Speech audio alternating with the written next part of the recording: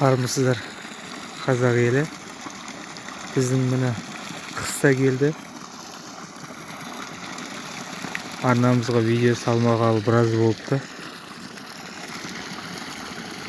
Мен сіздерге тоғанның жағдайын көрсетейін дедім. Қыс мезгіліндегі. Бүгін желтоқсанның 16-сы. Мерекелеріңіз құтты болсын. Тәуелсіздік мерекесі. Қазір бізде тоғанымызда жағдай осындай. Су түсіп қалған екен біраз. Соны қайтадан су айдап жатырмыз насоспен. Мына жақта үйректеріміз.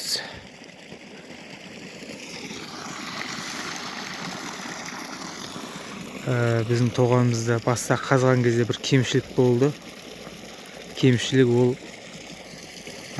ортасы мынандай жар болып қазылған, екі жағы ұзыннан ұзақ.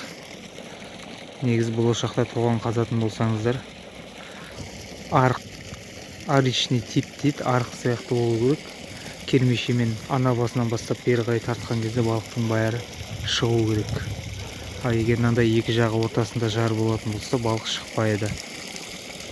Соны ескеру керек. Міне қазір су айдап жатырмыз. Жаздағы балыққа шіркей шақыратын ағашымыз. Үстіне шығып көрейік.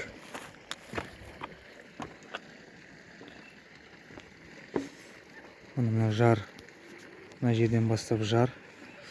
Ана жарды көріп тұрсыздар. Осындай тік жар болмау керек.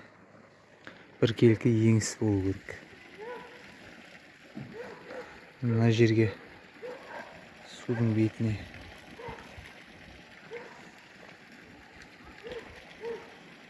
жемдер көтеріліп шыққан екен.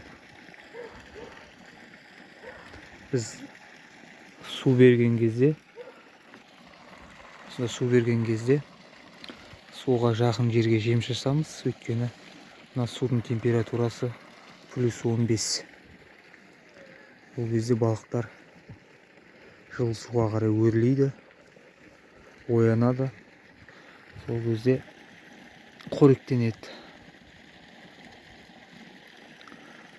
Егер постоянно жылы су айдап тұратын болсаңыз, қыста да жемдеуге болады. Бірақ жаздағы рационнан әрине аз болу керек жем. Не дегенмен қыс уақытында балықтар баяу қоректенеді. Мұз деген қалың қатқан екен. Мына жерде шамамен бір 8-10 сантиметрдей бар. Анау мал суаратын жеріміз.